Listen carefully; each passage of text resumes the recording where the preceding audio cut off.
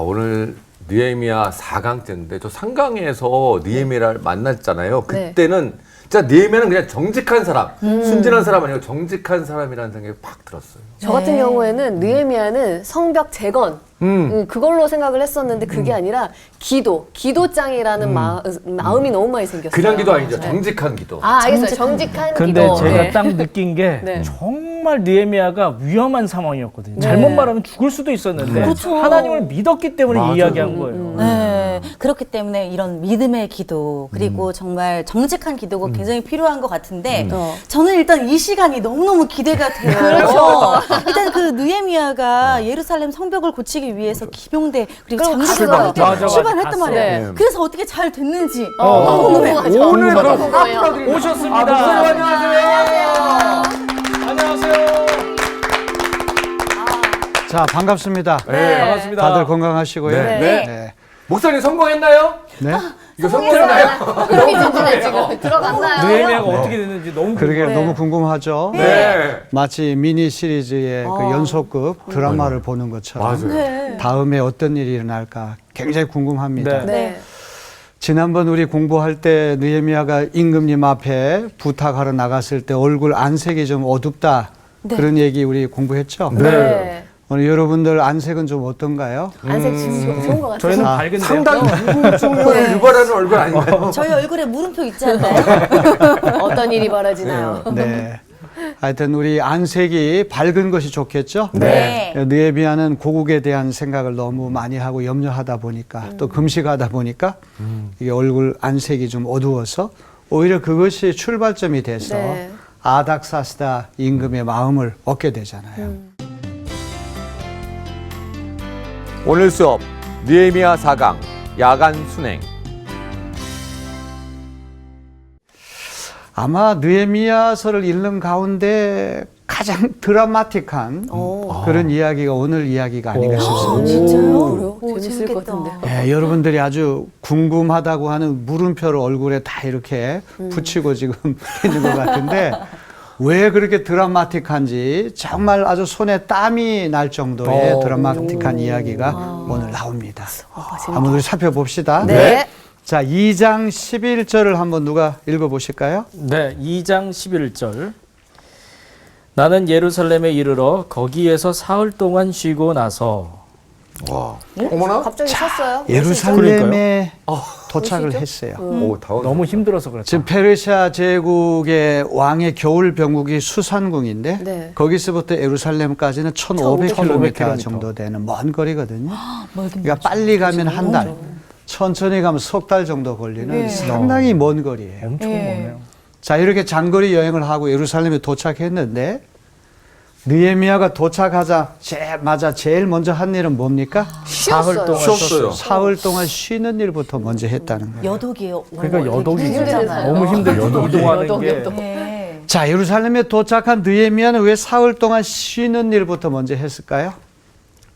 일단 체력이 또 중요하고 하니까 에너지 비축을 위해서 먼저 좀 쉬면서 시작하지 않았을까요? 이렇게 여독을 풀고 재충전 받아가지고 새로운 일에 착수하려면 체력이 따라줘야 되니까. 그렇게 했다. 저는 이제 느헤미야가 가장 중요하게 생각하는 게 이제 기다림이잖아요. 기다림. 때를 또 기다린 거예요. 또 사흘을 사흘을 기다려. 기다려. 저 3일 동안 기다린 같은 거예요. 경우에는 이제 느헤미야가 원래 있던 곳이 아니라 다른 곳으로 고향이긴 하지만 다른 곳에 왔잖아요. 그래서 재정비를 하려고 한 시간이 아, 아닐까? 그럴 수도 있겠네. 느헤미야 정도의 성품이면 본인은 당장 가서 재건을 하고 싶겠지만 네. 본인과 같이 온 여러 사람들의 몸을 고려해 봤을 때 사흘 동안 쉬는 거 그렇죠. 배려심, 그럴 수 있겠네. 지금 여러분들 네 분이 하신 말씀들이 다 대답이 다 옳은 말씀일 생각이 돼요. 이제 어떤 사람은 중간에 안식일이 끼어 있기 때문에 안식일 지키기 위해서 3일을 내리 연달아 쉬었다 이제 이렇게 해석하는 이도 있는데 이게 1,500km를 달려오니까 얼마나 피곤하겠습니까? 이제 여독을 풀어야 되고 또 새로운 환경에 적응하기 위해서는 시간이 필요하잖아요. 그래서 잘 쉴 줄 아는 지도자가 좋은 지도자다. 지금 우리 느헤미야서를 공부하면서 지도력에 대한 이야기를 계속 배우는 것이거든요. 느헤미야는 단순히 예루살렘 성벽을 재건한 어떤 성벽 축조 엔지니어일 뿐만 아니라 국가 재건 엔지니어거든요. 역사책에 지도책에 사라진 이스라엘이라는 나라를 복원시킨 사람. 한 국가를 재건하고 새롭게 형성된 그 도시에 이제 예루살렘 사람들을 거기에 이제 들어가게 해가지고 새로운 이스라엘이 출발하게 한 그런 지도자가 바로 이 느헤미야라고 하는 사람인데 좋은 지도자는 잘 쉴 줄 알아야 된다. 경거망동하고 그러네요. 경솔하고 이러면 안 된다. 오자마자 막 나부대면서 어디에 뭐 있는가 이렇게 하면 큰 일을 못하게 되는 거 아닙니까? 그래서 여러분 호랑이를 잡으려면 호랑이. 발자국 소리를 주게 한다는 말이 있잖아요. 석 달 동안 이렇게 차분하게 쉬는 거는 지금 예루살렘 성 주변에는 원수들이 다 포진하고 있거든요. 예루살렘이 재건되면 자기들 기득권을 잃어버리기 때문에 계속해서 어떤 모함을 해서라도 성벽 재건 못하게 방해하는 스파이들이 사방에 깔려 있는 거예요. 네. 야, 그럴 수도 있구나. 이게 사흘 동안을 쉬었다고 하는 얘기는 암중 모색하는 시간이죠. 그래서 하나님께서 엿새 동안 창조하시고 일곱째 날 안식하셨다는 네, 말씀 네. 기억나죠? 네. 10계명 중에 네 번째 계명이 안식일에 대한 계명인데 그 10가지 계명 가운데 하나님께서 유일하게 본을 보이신 계명이 안식일 계명이라고. 쉬신 거. 하나님도 엿새 동안 일하시고 일곱째 날 쉬셨다, 안식하셨다는 네. 말이죠. 유대인들이 어느 곳에 가든지 안식일을 목숨 걸고 지켰기 때문에 유대인이 안식일을 지킨 것이 아니라 안식일이 유대인을 지켜줬다. 그래서 유명한 말이 있을 정도죠. 어쨌거나 이렇게 충분히 쉬면서 이제 또 다른 구상을 하겠죠. 사흘 동안 이제 예루살렘 재건을 어떻게 할 것인가 이제 느헤미야가 준비하고 구상하는 시간이었을 거예요. 네. 자, 12절을 누가 한번 읽어보실까요? 네. 밤에 수행원을 몇 명 데리고 순찰을 나섰다. 하나님이 나의 마음을 움직이셔서 예루살렘에서 일하도록 하신 것을 나는 그때까지 어느 누구에게도 말하지 아니하였다. 나에게 짐승이라고는 내가 탄 것밖에 없었다. 네, 고맙습니다. 나흘째 되는 날 밤에, 사흘은 충분히 쉰 다음에, 네. 나흘째 되는 날 밤에 수행원을 몇 명 데리고 순찰을 나섰다. 이게 그 유명한 야간 순찰, 야간 순찰. 야간 순행, 야간 시찰, 혹은 야간 정찰이라고 하는 말도 되겠죠. 약간 암행어사 같은데. 그 다음에 이런 말씀이 나와요. 하나님이 나의 마음을 움직이셔서 예루살렘에서 일하도록 하신 것을 나는 그때까지 어느 누구에게도 말하지 아니하였다. 나에게 짐승이라고는 내가 탄 것밖에 없었다. 느헤미야의 아주 중요한 인식이 여기 하나 나오는데 예루살렘 재건 프로젝트는 정치적인 동기에서 하는 일이 아니라 하나님이 명령하시는 거라는 거죠. 신학적인 이유를 대는 것이죠. 어떤 정치 경제적인 이유 때문에 국가를 재건하고 성벽을 재건하는 것이 아니라 선민, 하나님 선택하신 민족, 성민, 거룩한 민족, 성도, 거룩한 도시를 재건하는 것, 그것이 하나님 뜻이란 말이에요. 하나님이 나의 마음을 움직이셔서 예루살렘에 일하도록 하신 것을 그때까지 누구에게도 말하지 아니했다.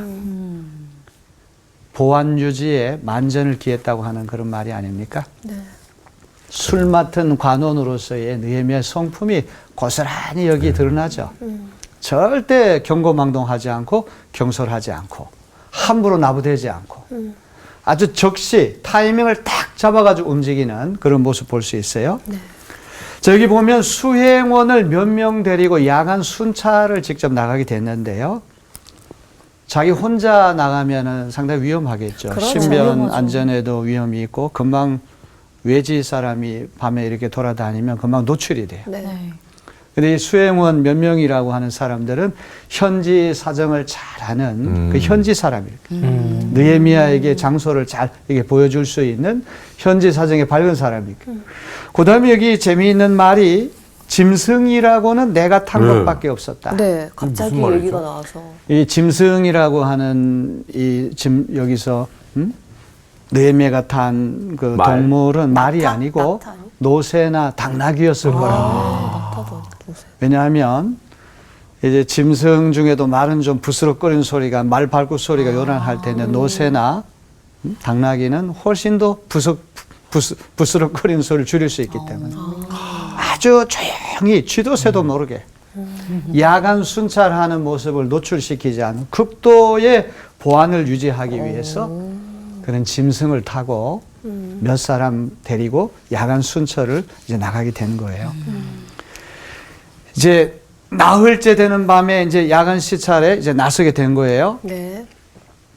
잠언서 18장 13절에 보니까 사연을 듣기 전에 대답하는 자는 미련하여 욕을 당하느니라.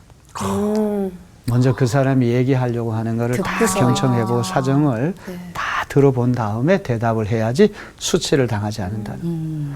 뭐를 경계하는 말씀이에요? 경거망동. 경거망동, 경솔한 행동. 아무 생각 없이 오자마자 막 그냥 떠들어대는.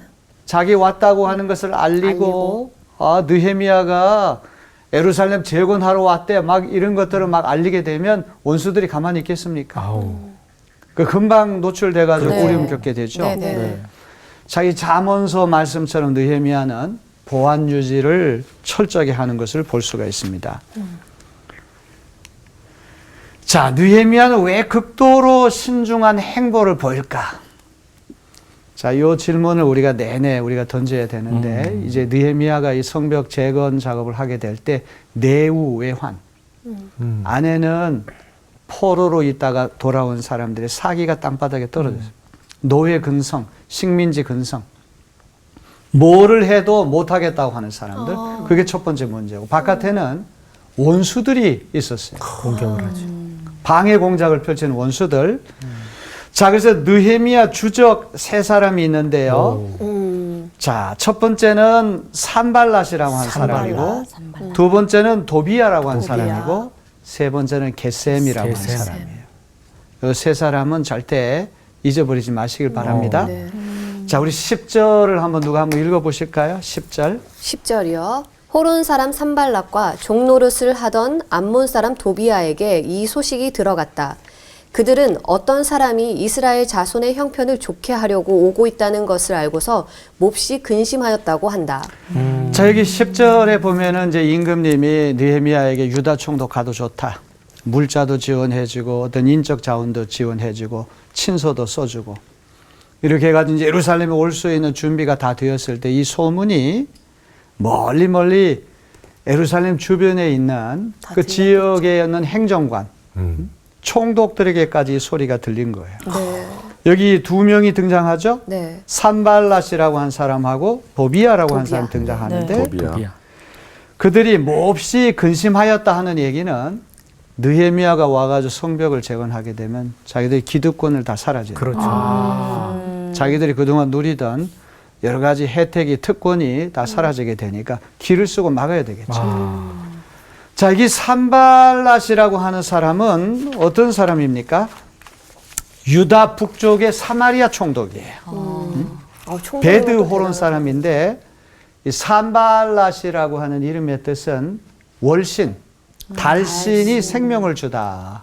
이런 이름 뜻을 달의 갖는다고 그래요. 그러니까 저 이방 종교를 믿는 사람이라고 하는 알 수 있죠. 두 번째 이 도비야라고 하는 사람은 유다 동쪽 암몬 지역의 총독이에요. 도비야라고 하는 이름은 히브리 이름인데 야훼 is good. 여호와 하나님은 좋으신 하나님이시다. 그러니까 이 사람은 좀 유대적인 배경을 갖고 있는 사람, 이스라엘 배경을 갖고 있는 사람. 세 번째 또 등장하는 인물인데 우리 19절을 누가 한번 읽어보실까요? 19절이요. 그러나 이 일이 호론 사람 산발락과 종 노릇을 하던 암몬 사람 도비아와 아랍 사람 게셈에게 알려지니 이들은 우리에게로 와서 당신들은 지금 무슨 일을 하고 있는 거요? 왕에게 반역이라도 하겠다는 것이요? 하면서 우리를 업심여기고 비웃었다. 네, 고맙습니다. 네. 자, 이제 19절에 보면은 네. 산발랏하고 도비아와 함께 또 등장하는 인물이 하나 나와요. 갑자기 게셈이라고 하는. 게셈이라고 한 사람은 아랍 사람이라고 되어 있어요. 인종적으로. 이 사람은 예루살렘 남쪽 진영의 행정관이에요. 자, 그러면 이 느헤미야는 북쪽에는 산발랏이 있고 동쪽에는 도비아가 있고 그다음에 남쪽에는 게셈이 있는 거예요. 와. 거의 동서남북의 원수들로부터 포위되어 있는 형편이거든요. 서쪽만. 바다가 있나. 자, 이렇게 이제 원수들이 심어놓은 스파이들이 예루살렘 사방에 깔려 있기 때문에 한밤중에 지도새도 모르게 이 짐승을 타고 수행원 몇 명을 데리고 야간 정찰을 하지 않습니까? 네. 자, 이제 어떻게 정찰을 하는지 한번 살펴봅시다. 우리 13절로부터 긴장된다. 15절을 다 같이 한번 읽어봅시다. 네. 13절로 15절 시작. 밤에 나는 골짜기 문을 나섰다. 용샘을 지나 거름문에 이르기까지 예루살렘 성벽을 살펴보니 성벽은 다 허물어지고 문들도 모두 불에 탄 채로 버려져 있었다. 샘문과 왕의 연못에 이르렀을 때에는 내가 탄 짐승이 더 나아갈 길이 없었다. 그래서 그날 밤에 나는 계곡을 따라 올라가면서 성벽을 둘러보고 다시 골짜기 문을 지나 되돌아왔다. 네, 고맙습니다. 자, 느헤미야가 어떤 순서로 그 탐사를 했는지 한번 지도를 화면 한번 지도를 한번 봐보세요. 골짜기. 자, 여기 좀 파란색으로 되어 있는 것이 네. 느헤미야 시대에 다시 재건된 그 성벽을 이야기하는 거예요. 붉은 선을 말씀하시는 네. 거죠? 거기 보면 예루살렘 성 서쪽에서부터 저쪽 서쪽에서부터 남쪽으로 가서 동쪽으로 해서 이렇게 순찰을 했다는 그런 이야기예요. 예, 북쪽 성벽은 완전히 파괴되었으므로 주로 서쪽, 남쪽, 동쪽 지역을 살펴봤다는 이야기예요. 자, 어떤 그림인지 대충 잡히죠? 네. 자, 그러면 더 정확하게 한번 볼까요? 네. 흥미롭게도 느헤미야는 골짜기 문에서 출발해서 골짜기 문으로 돌아와요. 한 바퀴 쭉 돌아. 한 바퀴 도는 한 삥 돈 거죠. 그 골짜기 문이 그만큼 중요한 역할을 했던 것 같습니다. 여기 보면 골짜기 문 빨간색으로 이렇게 칠해놨죠? 네. 그 다음에 용정이라고 하는 건 용우물, 용우물. 그 다음에 분문이라고 하는 맨 남쪽에 있죠. 분문이라고 하는 말은 똥문이라고 한 뜻인데 거름문으로 세번역은 번역했어요. 그 다음에 샘문, 그 다음에 왕의 못. 이제 더 이상 길이 다 막혀가지고 파괴가 돼서 짐승을 타고 갈 수 없으니까 내려가지고 도보 탐사를 계속하는 거예요. 여기 왕의 못쯤에서는 짐승에서 내려가지고 나귀에서부터 내려가지고 걸어서 쭉 조사를 하다가 다시금 골짜기 문으로 이제 돌아오게 되는 거예요. 사실 이런 일을 낮에 해야지 더 정확할 맞아요. 텐데 그쵸. 밤에 하는 밤에 이유는 보면 안 보일 것 같은데. 원수들에게 그러니까 노출될까. 노출되는 거를 꺼려서. 극도의 보안 유지를 하려고 하는 아주 신중한 모습으로 귀로만 듣던 제3자로부터 그냥 정보만 간접 정보 들었는데 자기 직접 현장에 가가지고 파괴 정도가 어느 정도 되고 과연 이게 회복 가능한가 재건 가능한가 그걸 한번 다 따져보기 위해서 이렇게 야간 탐사를 하고 있었다는 그런 이야기입니다. 자, 느헤미야가 이렇게 야간 순찰을 하면서 발견한 가장 중요한 내용은 뭡니까? 성벽은 다 허물어지고 문들도 다 불에 탄 채로 버려져 있어요. 네. 네. 성벽하고 문들이 파괴됐다는 말. 성벽이 허물어졌다고 하는 건 어떤 의미가 있을까요? 보호를 받고 있지 않다. 보호받고 있지 않다. 외적이 쳐들어와도 무방비 상태다. 이미 나라가 망했다. 나라 망했고 치안 유지가 되지 않고 그 예루살렘 그 도시 안에 사는 사람들 항상 불안에 떨게 돼요. 그렇죠. 네. 성벽에서 막아주는 그것이 없으니까 외벽이 없으니까. 그 다음에 문들이 불에 탔다고 하는 말은 어떤 의미가 있을까요? 항상 열려 있는 거죠. 그냥 침략에도 너무 어찌 보면은 약해져 있죠. 항상. 문들이 이게 다 타버렸다. 열려 문이 있어요. 항상 열려 있으니까 다 누구든 누구든지 들어오십시오. 외적이 함부로 쳐들어와 가지고 뭐 어떤 백성의 생명을 그냥 빼앗아가고 재산을 약탈해가도 네. 어떻게 할 수가 없고 네. 무엇보다 도망가면 끝이니까요. 성문이라고 하는 것은 사람들이 거기서 정보를 교환하고 들락거리면서 도시의 활기가 느껴지는 가장 중요한 중심부가 성문 아닙니까? 네.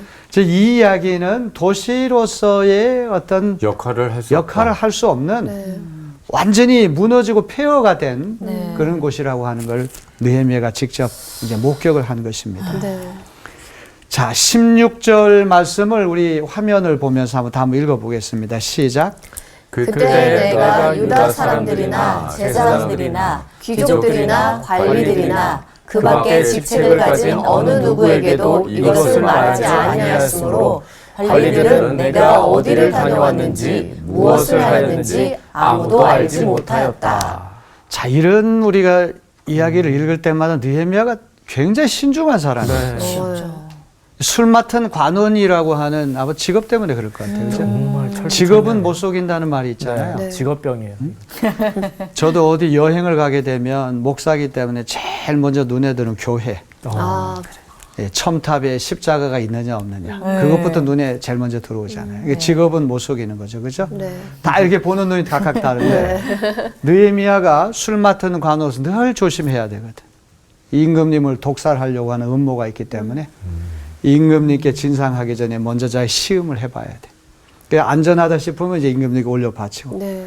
그러니까 이 하루 24시간이 달 긴장 긴장이에요. 속에 있는 긴장이네요, 진짜. 아주 신중한 사람이 느헤미야인데 여기 예루살렘에 도착해가지고 야간 순행을 했다고 하는 이 사실을 유다 사람들, 그 예루살렘에 사는 백성들이나 제사장들이나 귀족들이나 관리들이나 그 밖에 직책을 가진 어느 누구에게도 이것을 말하지 않았다는 거예요. 그래서 관리들, 느헤미야를 옆에서 보좌해 줘야 할 그 참모들까지도 어디를 다녀왔는지, 느헤미야가 간밤에 무엇을 했는지 아무도 알지 못했다. 진짜 대단하다. 그러니까 이 국가 재건 프로젝트라고 하는 게 쉬운 게 아니잖아요. 네. 그렇죠. 한 100년 세월 동안 방치되었던 예루살렘 성벽을 52일 만에 재건한다? 그건 말이 안 되는 일. 이거는 거의 불가능한 얘기거든요. 아무도 엄두도 되지 못했던 그런 엄청난 프로젝트를 느헤미야가 해놨다는 얘기는 물론 하나님께 기도했으니 하나님이 도우셨겠지만 평소에 준비된 지도자라는 그의 인격이라든지 능력이라든지 이런 모든 것이 다 준비가 되니까 하나님께서 그런 사람 통해서 역사하시는 거예요. 사실 우리가 어떤 큰 일이 드라마틱하게 막 어떤 신비하게 이루어지는 경우는 아주 드물잖아요. 간절히 기도했다고 그래가지고 그냥 갑자기 어떤 일이 되는 경우는 드물거든요. 네. 상당한 시간이 걸리고 많은 우여곡절을 겪고 그런 끝에 이루어지죠. 네, 맞아요. 하나님은 항상 우리를 통해 가지고 일을 하시잖아요. 네. 특별히 준비가 된 사람들. 느헤미야가 바로 그런 지도자라고 하는 것을 기억해야 됩니다. 네. 자, 그러면 느헤미야가 몸소 파악한 예루살렘의 성의 문제점 무엇인가? 남에게 들은 이야기가 아니라 실사를 해서 직접. 자기가 파악한 것이 세 가지예요.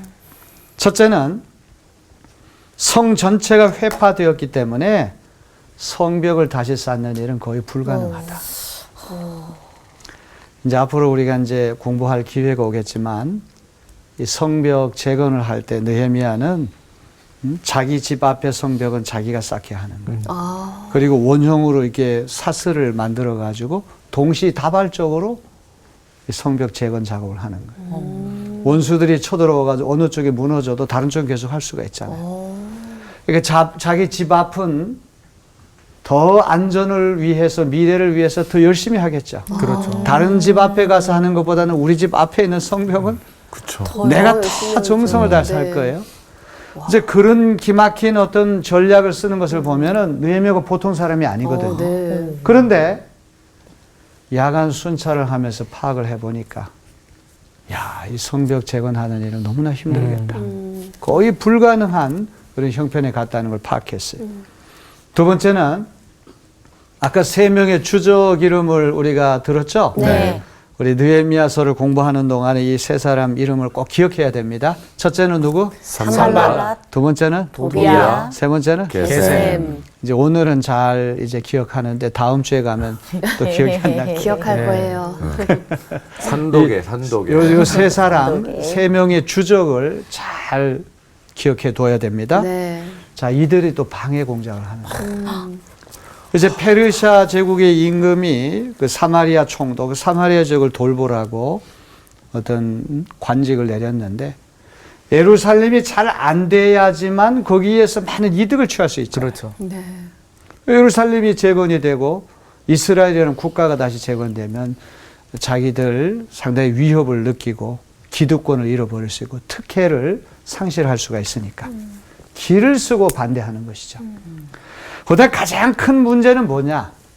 예루살렘에 돌아온 유다 귀환민들이 열패감이 뭐예요? 우리는 뭐를 해도 안 돼. 안 된다. 우리는 나라를 잃은 망한 백성이야. 망연자실. 망연자실. 완전히 돌아왔어도 노예 근성을 버리지 못하고 우리 예루살렘 성벽은 우리 손으로 도저히 쌓을 수 없어. 사실 느헤미야가 성벽 재건 작업을 할 때 제일 큰 난항이 바로 이 세 번째 문제. 그래요. 이 사기가 땅바닥에 떨어져 가지고 떨어졌으니까. 일을 하고 싶은 마음이 없는 거예요. 그렇죠. 진짜 사기 떨어지는. 이제 이런 이들에게 동기부여를 해가지고 다시 사기를 고치하고 그러게 작업에 진짜 뛰어들게 한다는 건 쉬운 일이 아니거든요. 자, 여기 사진을 보면은 매천 황현 선생이라고 하는 분이 계세요. 지금 음독 자결을 하신 어른이시죠. 우리나라가 일본에 망했다는 소식을 듣고는 음독 자결을 했던 어른인데 이 매천 황현 선생이 매천 야록이라고 하는 야사에서 하신 말씀이에요. 나라라고 하는 것이 먼저 자기를 친 이후에 그런 다음에 인벌지 다른 사람이 그 나라를 친다 이런 말이에요. 그러니까 외적이 쳐들어오기 전에 먼저 당파 싸움을 하고 내부에 문제가 있어. 분쟁이 일어나가지고 스스로 괴멸된다, 자멸한다 이런 이야기예요. 이해가 되시죠? 네. 조금 어렵습니까?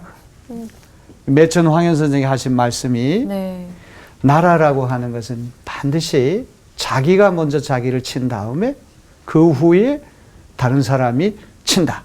외적이 친다 이런 얘기. 일본이 쳐들어오기 전에 우리는 이미 망할 수밖에 없이 그렇게 내분이 있었다는 내부의 그런 문제가 이야기입니다. 자성의 이야기죠. 느헤미야가 볼 때도 이 예루살렘에 돌아온 귀환민들이 사기가 땅바닥에 떨어져 가지고 어떤 일도 하고 싶어 하지 않는 거예요. 그냥 종으로 살고 싶어 하는 거죠. 이제 그들에게 느헤미야가 어떻게 사기를 고치하는 연설을 했는지 우리 17, 18절을 한번 누가 읽어보실까요? 이렇게 돌아보고 난 다음에 나는 비로소 관리들에게 말하였다. 여러분이 아는 바와 같이 우리는 지금 어려움에 빠져 있습니다. 예루살렘은 폐허가 되고 성문들은 불탔습니다. 이제 예루살렘 성벽을 다시 쌓읍시다. 남에게 이런 수모를 받는 일이 다시는 없어야 할 것입니다. 나는 또한 나의 하나님이 선하신 손길로 나를 잘 보살펴 주신 일과 왕이 나에게 한 말을 그들에게 말하였다. 그랬더니 그들은 공사를 시작하겠다고 나에게 다짐하였고 힘을 내어 기꺼이 그 보람 있는 일을 시작하였다.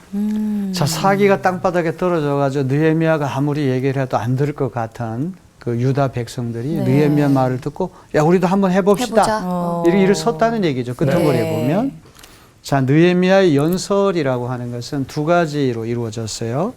첫째는 개인 간증, 두 번째는 행동을 촉구하는 거예요. 자기가 몸소 겪은 일을 간증하는 것에 힘이 있죠. 네. 하나님이 나를 통해서 이런 일을 하셨습니다. 그것은 자기가 직접 체험한 거니까 아주 굉장히 설득력 있는 말일 거예요. 그것에 바탕을 해가지고 과감한 행동을 촉구하는 거예요. 첫째로 우리 뒤에 하나님이 계시다는 사실을 개인 체험을 빗대어 간증한다. 여기 18절을 개역 개정으로 읽으면 또 그들에게 하나님의 선한 손이 나를 도우시니라. 이스라엘 백성들, 유다 백성들에게 하나님의 선한 손이 나를 도우셨다.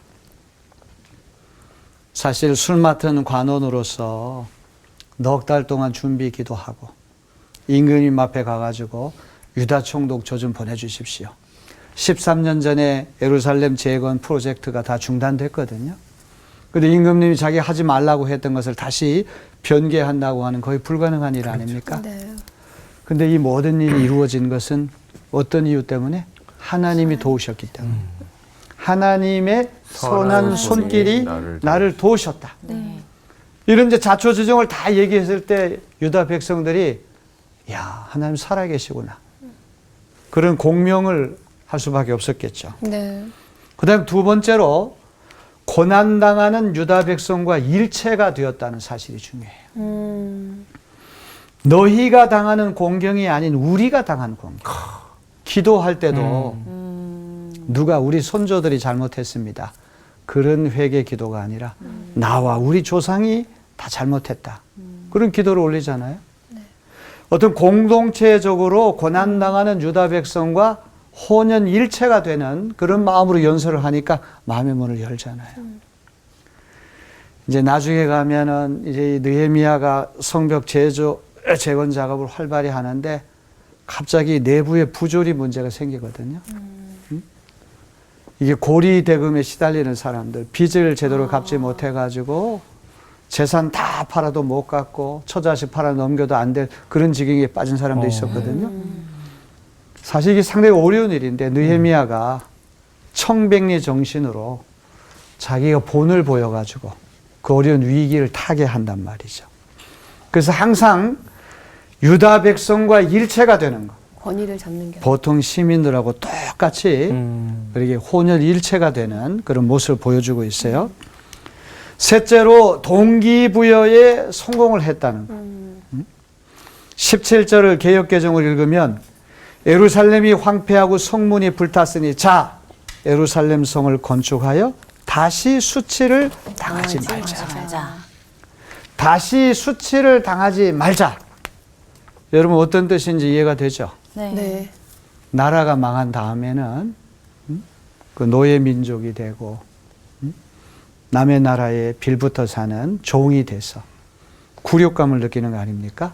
우리가 바벨론 제국의 포로로 잡혀가서 우리 조상들이 얼마나 큰 수치를 당했는가. 다시 나라를 세워가지고 다시는 이런 수치를 당하지 말자. 자, 이런 동기부여에 성공을 해서 사기가 땅바닥에 떨어졌던 유다 백성들이 다시 일어서서 이제 성벽 재건 작업에 뛰어들려고 그러는 거예요. 자, 이제 이런 일이 있을 때 이제 19절, 20절을 우리 한번 읽어봅시다. 19절, 20절을 누가 한번 읽어보실까요? 네. 그러나 이 일이 호론 사람 산발랏과 종노릇을 하던 암몬 사람 도비아와 아랍 사람 게셈에게 알려지니 그들은 우리에게로 와서 당신들은 지금 무슨 일을 하고 있는 거요? 왕에게 반역이라도 하겠다는 것이요? 하면서 우리를 업신여기고 비웃었다. 내가 나서서 그들에게 대답하였다. 하늘의 하나님이 우리를 위하여 이 일을 꼭 이루어 주실 것이요. 성벽을 다시 쌓는 일은 그분의 종인 우리가 해야 할 일이요.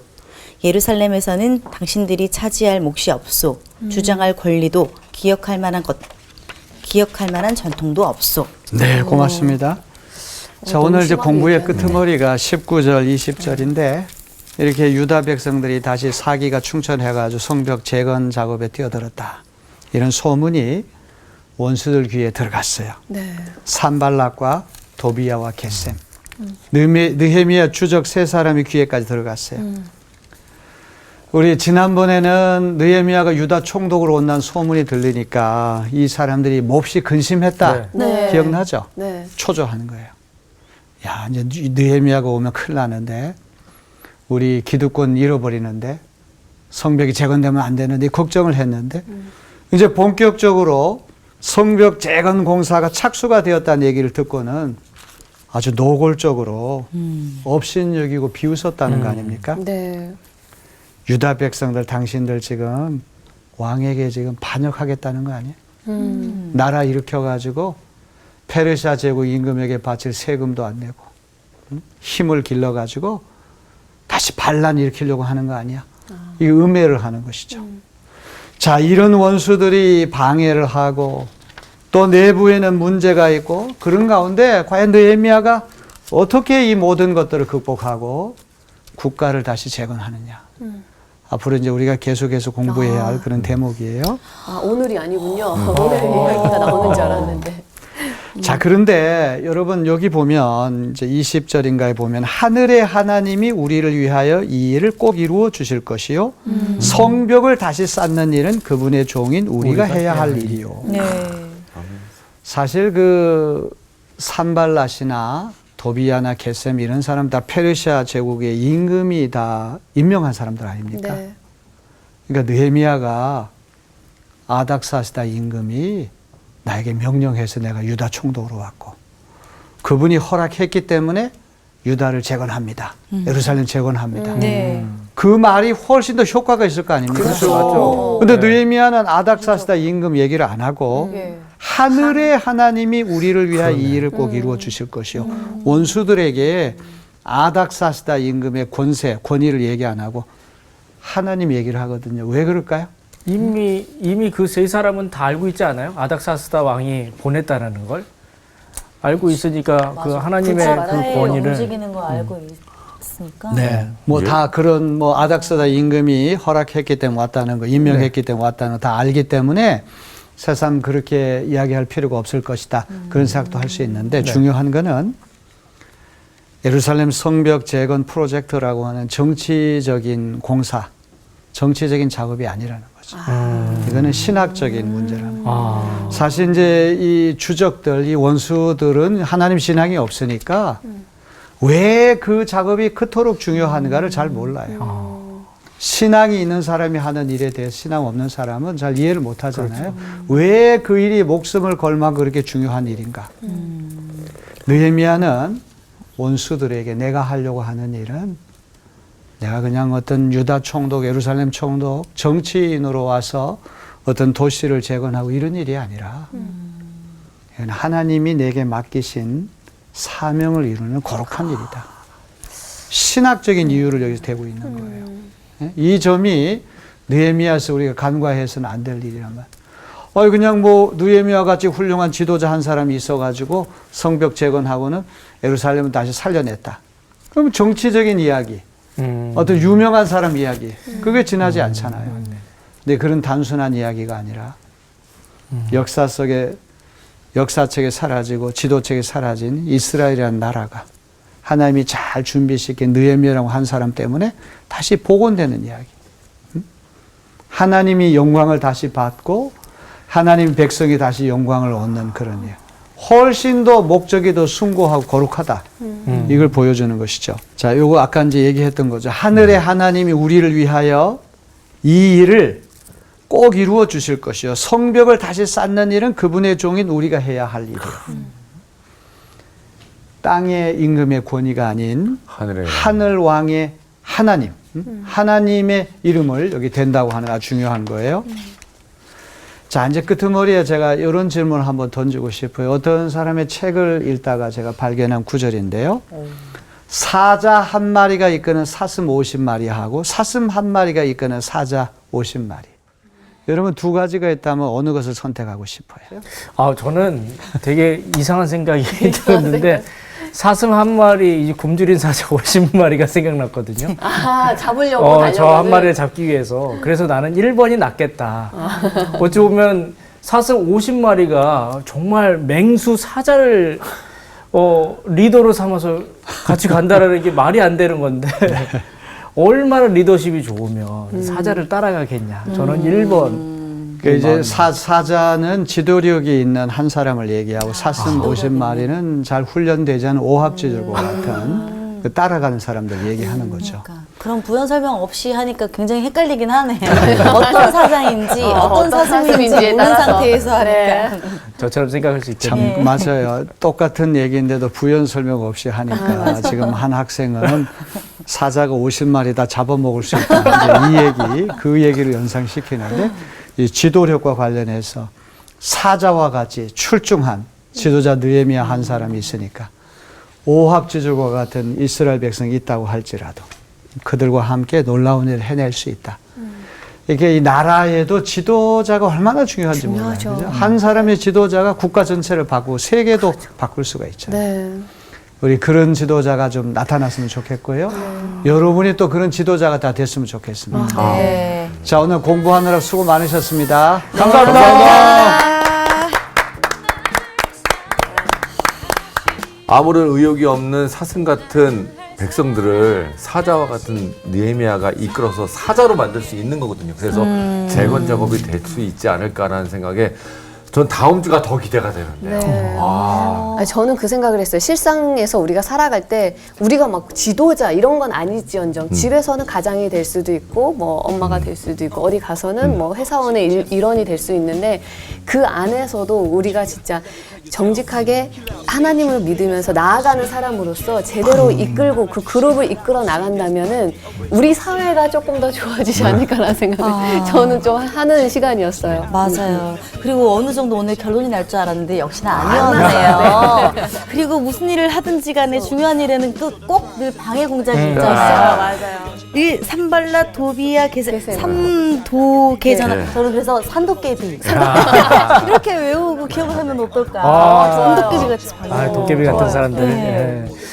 저는 이 그 느헤미야 이야기가 정말 많이 느껴졌고 이 리더로서 저도 한 가정을 이끄는 가장으로서도 훨씬 더 이 말씀을 되새기면서 살아야 되겠다. 내가 리더로서 사자 같은 가장. 그렇죠. 사자 같은 가장이 또 사슴과 같은 우리 식구들을 잘 먹여 살릴 수 있도록 진짜. 열심히 기도하고 열심히 준비하고 여유로운 그런 마음을 가진 한 주가 되었으면 좋겠다라는 생각이 듭니다. 네.